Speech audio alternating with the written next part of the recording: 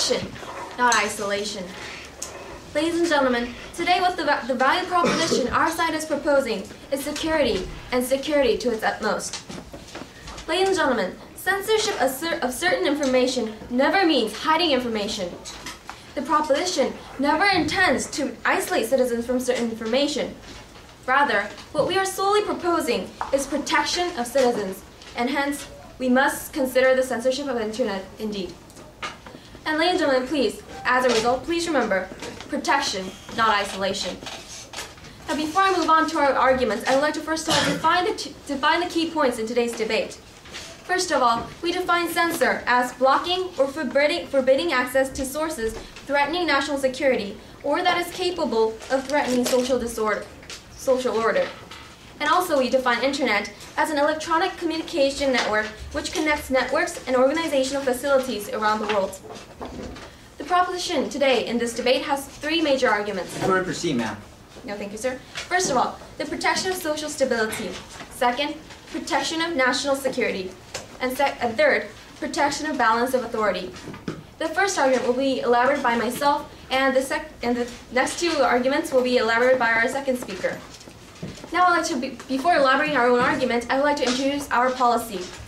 The policy that the proposition side is suggesting here is specialized censorship.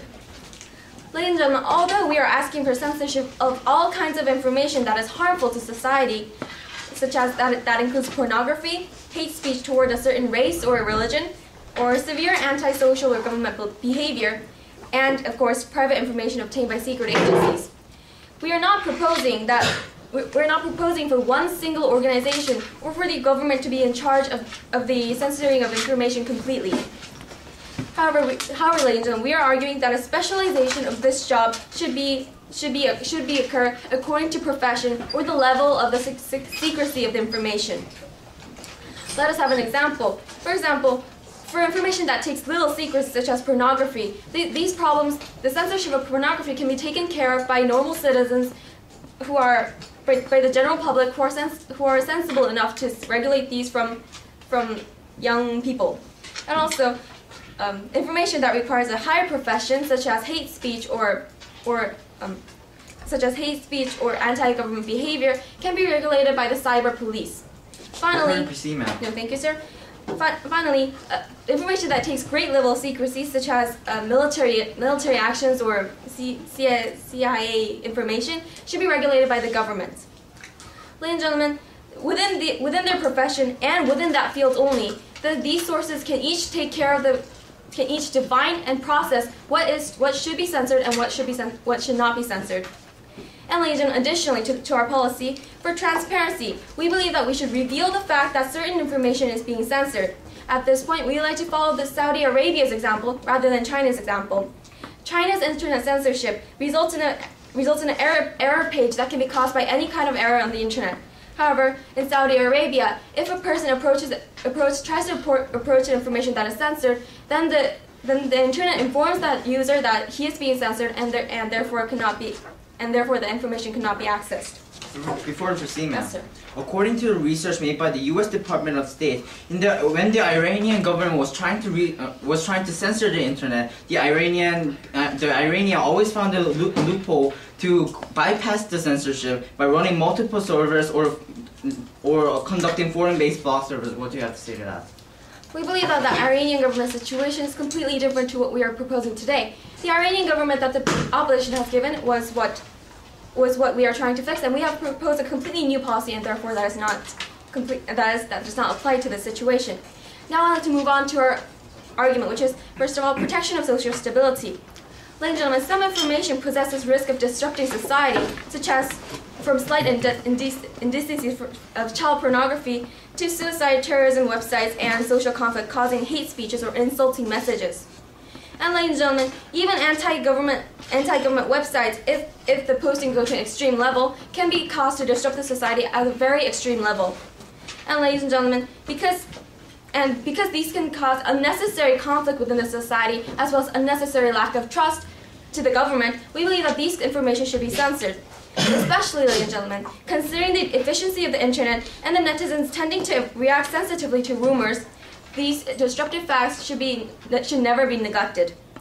Ladies and gentlemen, since 9/11 incident and the December 13th attack in Parliamentary, the Indian government authorized to monitor under Prevention of Terrorism Ordinance completely without the regulation of the law. Additionally, most nations, including the U.S., France, and Finland, of course, South Korea, is placing a restriction on information such as anti-government. And ladies and gentlemen, our policy may look like barring information from certain people. However, ladies and gentlemen, please remember, what we are doing is protecting social stability, the national unity. And of course, this goes down to each and every individual citizen. And so, now as you listen to our second speaker's speech, please remember, protection, not isolation. Thank you.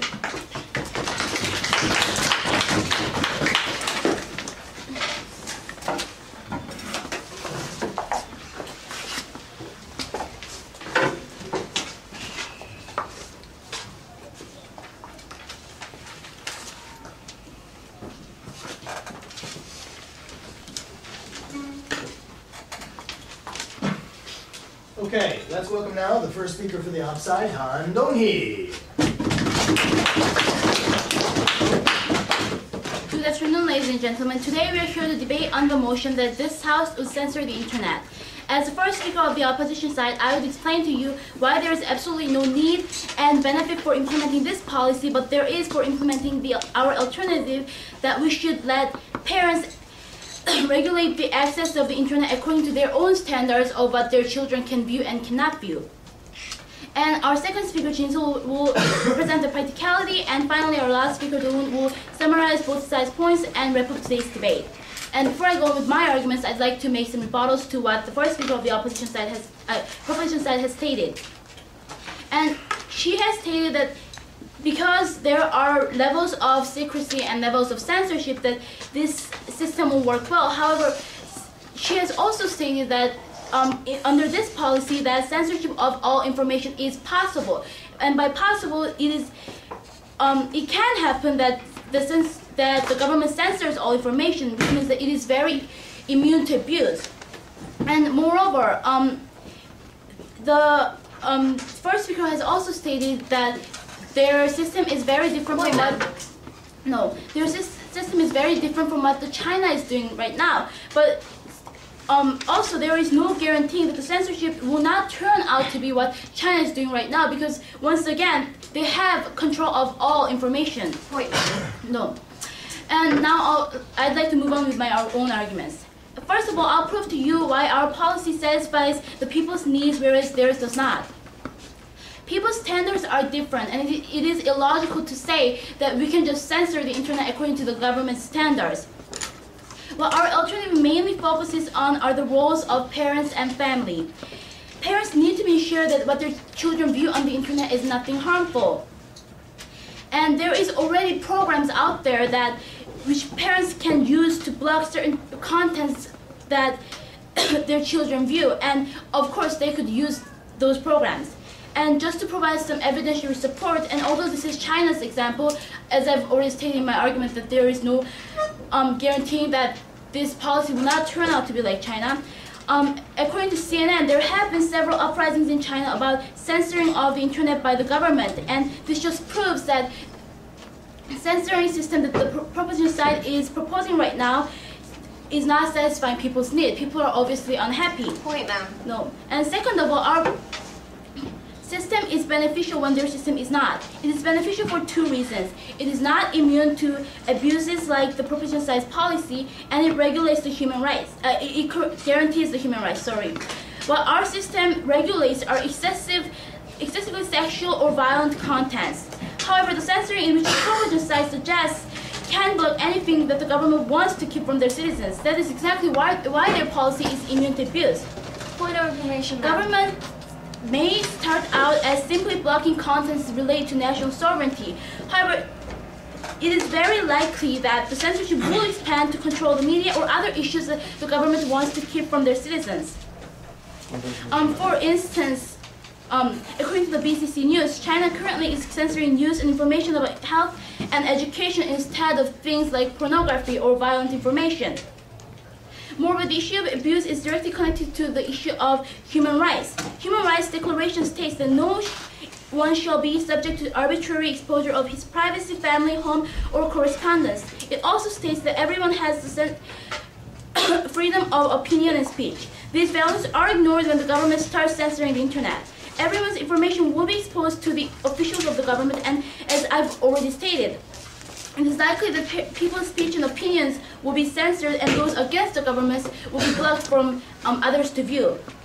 Furthermore, there are chances that the government could track down the individuals who have made such statements against the government and punish them. For instance, currently, Chinese police force are snatching up bloggers that have posted anti-government materials, and they're torturing them.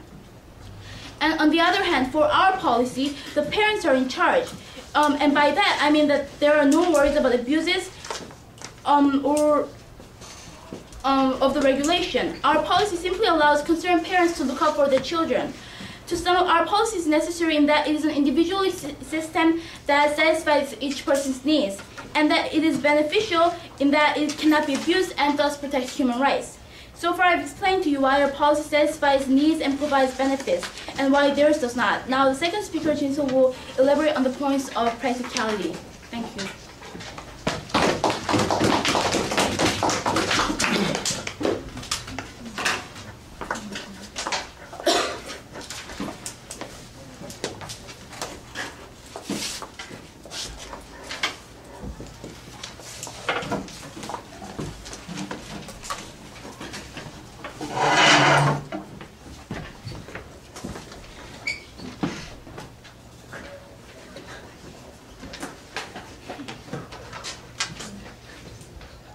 There's no need to adjust the camera.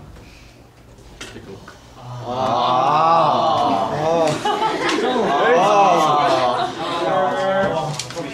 Okay, let's now welcome the second speaker for the proposition tonight, Bae Jong-woo.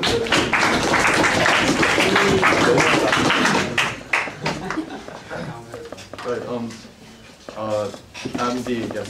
good afternoon, ladies and gentlemen. I'm the Deputy Prime Minister of the proposition side of this debate. And as the Deputy Prime Minister, I will first rebut the points that the Leader of the Opposition has made, and then I'll move on to introduce our own second and third points. First, rebuttals. The Leader of the Opposition focused much on a worry that is really unlikely to become true. The Leader of the Opposition was mainly concerned with how far the government or these bodies that censor the internet will go with their power or ability to censor the internet. But the proposition believes that these groups, such as the government or the police, are sensible enough and democratic enough already that when given that power, they won't abuse it to make a society resemble that of the totalitarian society described in 1984 by George Orwell. For precise, sir. Thank you.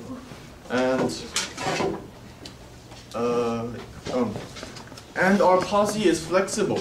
The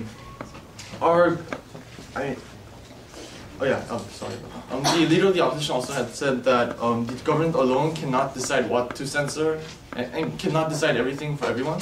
But the proposition thinks that our policy is flexible. We have three groups, not just one government. We have the government, the police or cyber police, and we have individuals, dedicated individuals. And these three groups can work together and work with citizens to reach the right decisions. And this speaker also has doubts about the opposition's idea of parents censoring. But if it's parents censoring, no thank you. If it's parents censoring, doesn't that only concern children? I mean, would adults have their 70, 80-year-old parents censoring things for them? No.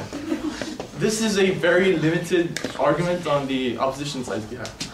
And yes, yes. Just to state and make clear, we have not stated that the parents are going to censor. We have stated that the parents can, according to their own standards, regulate or, in a way, block certain contents that they think that Okay, this speaker cannot see the difference in what you're saying. We have not. I'll move on. Now, on to our constructive points. Our second point is the protection of national security. That is, we can protect the nation from enemies within and outside by censoring information that's related to national security. For example, the war on terrorism, Kazakhstan, India, and New Zealand, among many nations, have governments that monitor citizens' activities on the internet. And even the United States has had a law made called the Patriot Act, and it also monitors several aspects of citizens' lives. And another example is South Korea's protection of its citizens from North Korea. South Korea censors unauthorized information about North Korea within its country to protect the citizens. So our policy keeps the country safe by censoring information related to national security. Proceed, sir. Oh, thank you. And our third point, protection of the balance of authority. By making 3 separate groups censor 3 different types of information, our policy prevents a single organization from censoring and controlling all of the information. Before proceed, sir. No, thank you. One group in control of all of the information is dangerous, as such a group may abuse its power and could turn society in direction to become something like, as I mentioned before, the totalitarian society mentioned in 1984. And of course that's an extreme example, but yes. And the 3 groups of our policy will work like the 3 branches of the government: the legislative, executive, and judiciary branches, and to prevent one group from taking all the power and giving it the ability to abuse it. The 3 groups will all handle different areas, so our policy is able to balance the authority between these 3 groups. Please do not be misled by the opposition. What the proposition is suggesting is protection. We're not trying to isolate citizens from the necessary information. Thank you.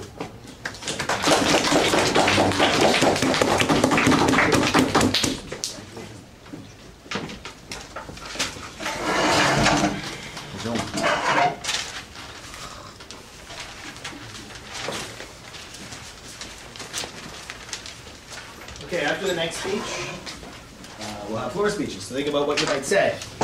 Okay, here to speak some truth to us, Lee Jin-chil.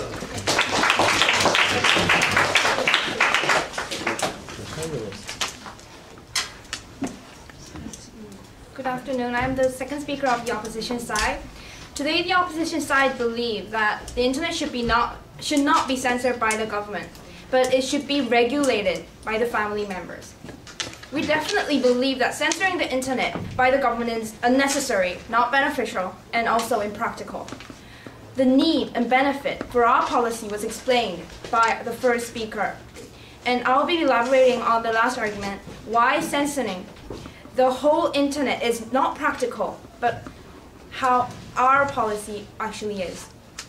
However, before going to my substantive, I'd like to rebut some of the points made by the proposition. Actually, there are lots of points to rebut, so I don't know where to start. First of all, I would like to say that their policy itself is too vague and idealistic. About how their policy is impractical will be explained with my argument later on. So I'll first start with how it is idealistic and impossible to happen in reality. They have said that they'll give power to three parts and they'll work together. And by that, there will be no power abuse. And also, because the government is too democratic, that they will not abuse the power. How ideal is that? If someone gets the power, usually they abuse the power. No, thank you. They will abuse the power. And also, they have said that they'll give same power to NGOs or organizations. However, how can they actually have the same power as the governments do? And how can they actually punish punish people, the citizens, as the governments do. That means that they will not have this equal power as the government. I'll move on to my argument and I'll also rebut to the part that their policy is too vague and impractical. Okay, their policy said that they'll block things like pornography and insulting messages. But I want to ask you, what is an insulting message? What is the standard for an insulting message? All different people have all different standards, no thank you, about insulting messages. And who will be actually making these standards? Is the government making these standards? If the government does, government cannot actually put in, get agreements to all the people's thoughts. And it is an inevitable result that many people will not be satisfied by the government's standards. Even though they are not satisfied, do they have to follow it? Isn't this regulating the rights of people to know and the freedom of people? No, thank you. However, think about our policy. What our policy does is that we just let the families regulate their internet. What is provided in the internet will follow the status quo. We will not censor such things as insulting messages and pornography. Well, they are a bit censored, but if the parents feel that their children should not actually be provided with these bad information that they think is bad, all of them can be regulated, not censored. Also, internet is like a universe. It has no end to it. No one knows where the internet ends. Saying censoring the internet is too broad, and it's impossible to censor everything in the internet. However, if parents regulate only their children, it will be efficient, also practical. Parents are able to access the internet that is used in their homes and block certain websites, or they can just block the computer to restrict the access of the bad things in the first place. For example, according to BBC News, China blocked porn in the internet, but only 13.4 of them are blocked properly. Let me say that again, 13.4. In other words, about 87% are revealed completely to the public. However, if parents are actually the one regulating the computer, the internet porn can be blocked. Locked computers and limited websites may limit people from enjoying porn. By the way, we're not just talking about porn here. No. But we're also considering everything that parents think is wrong. So what have we told you today? We have told you that first, that censoring the internet is impractical and is too vague and broad. However, our policy will work properly and practically. Think about it. Thank you.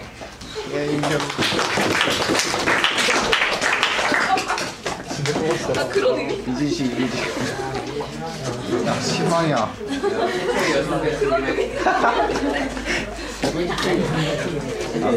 Okay, who'd like to speak for or against?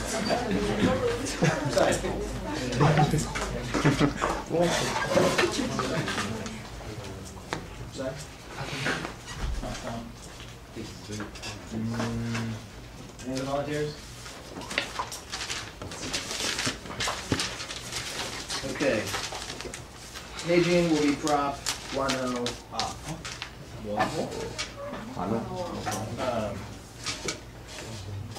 No, let's hear from actually Yongjin. Yeah. Yeah. You don't volunteer for opposition. No, he said prop. So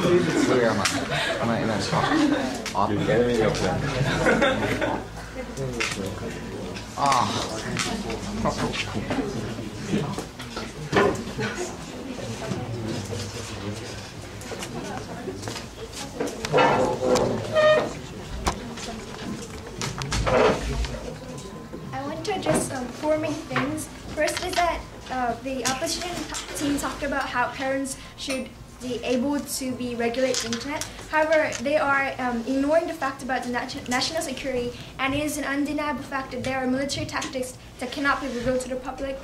And second, the proposition, I believe, is very respectful of the freedom to know of all citizens, but there are things that the government, only the government has access to, and there are things that the only government can control, and that is why we voted for them to represent us. And there are CIA agents, the information they achieve, they cannot be revealed to the public for their own safety. And I believe that they will try to get the objective standard as possible. And third, I believe that both sides agreed that pornography should not be revealed to the children. However, it is an issue of the second level of this information about the national security, and I believe in today's debate the opposition team completely ignored that point. And fourth, to the opposition team, this issue is not just about the children. It is also about the groups that these insulting messages in the internet will be targeted towards too. And it is also about every single citizen in this country that will be threatened if the national security is threatened.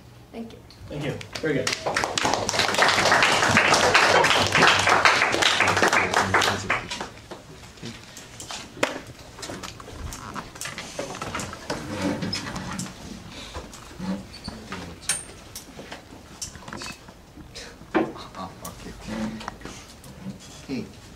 Okay, for propositions I had,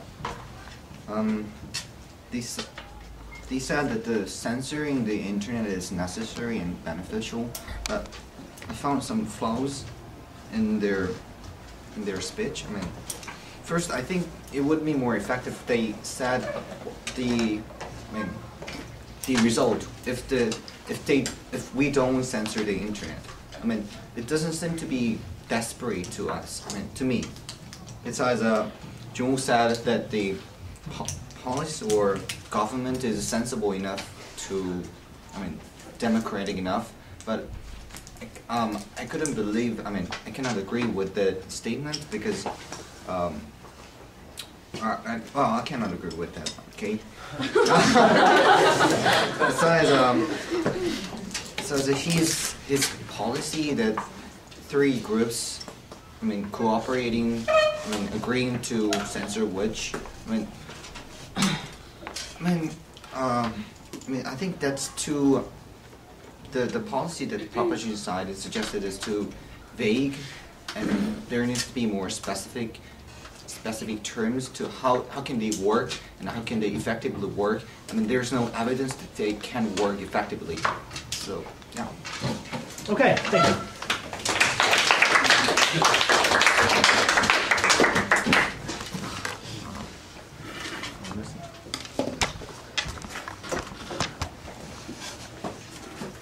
All right, let's now give the opposition the chance to finish the debate. Let's welcome their speaker, Kim Do-hoon.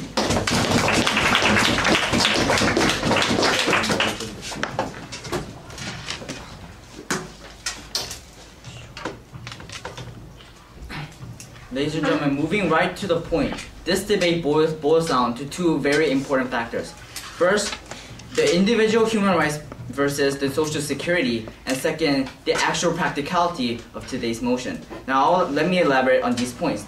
The first clash was about between individual human rights and the social security.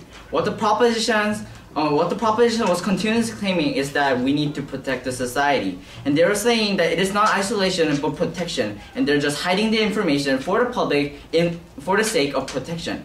However, ladies and gentlemen, how could they possibly hide information and try to protect these people? Hiding and blocking this information is just forbidding these people to have a possibility to have access to this information. How could the public be well informed about the status quo and possibly protect themselves? And also in this situation, one question arises: what comes first between individual and society? What comes first between human rights and security? As all of you know, individuals are the ones who compose the society, and as a result, the individuals are definitely the ones who should be respected at the first place. And ladies and gentlemen, human rights and security, social security, is a value that cannot even be compared. And also, what the opposition side was mentioning via POI was that even in countries when they're trying to block the information, the citizens are always trying and finding the loopholes. As I mentioned, as an example of the Iranian government, the people were, even though the government was restricting the information and blocking and censoring the information that the citizens could not reach, the citizens still got the access to it by manipulating different sites. However, we are saying that if we are blocking this kind of information, it is impossible for the citizens to actually know about themselves. And also, what the proposition was saying, that we should block the national security, information about the national security. But however, what we are saying is that the citizens should be well informed about these ideas also. What we think that is the cause of the 9/11 was because the government and the citizens weren't aware about the situation, and thus led to a catastrophe. And what the proposition is continuously arguing is protection, protection, and protection. However, if the citizens do not know what their situation is, and they do not know how to advance their status quo, what kind of freedom or what kind of freedom to access to what kind of freedom could they have or could they enjoy in the public? Now, moving on to the second class, talking about the practicality. The proposition was mentioning about the specialized censorship, which will ideally work like the three branches of the government. However, ladies and gentlemen, we are living in a 21st century, in a digital era, where millions and billions of websites are posted, and because you can even access to the foreign sites. However, you will need to have millions and billions of people to restrict all of these information in just for a day. How could the proposition side possibly argue so preposterously that they will be able to block all these sites at the one you're out of order?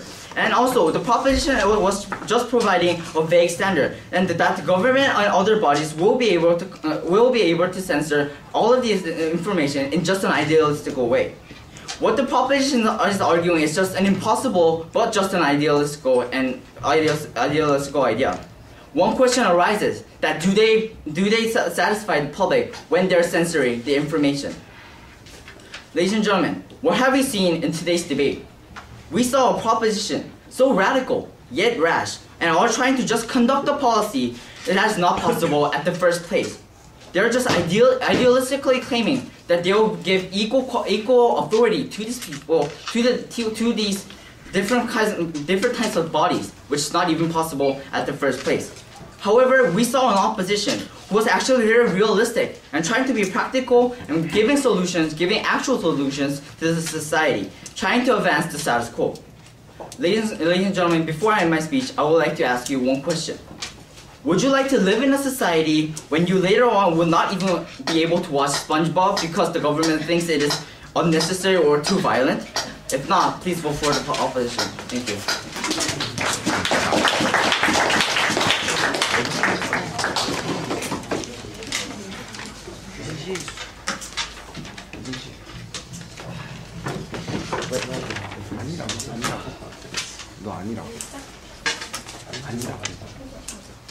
아니라고.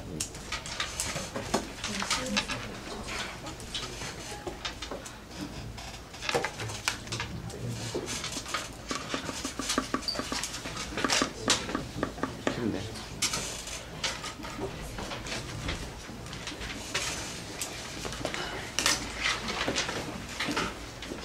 Okay, let's welcome back the last speaker now for the prop side, Lee Sun-woo.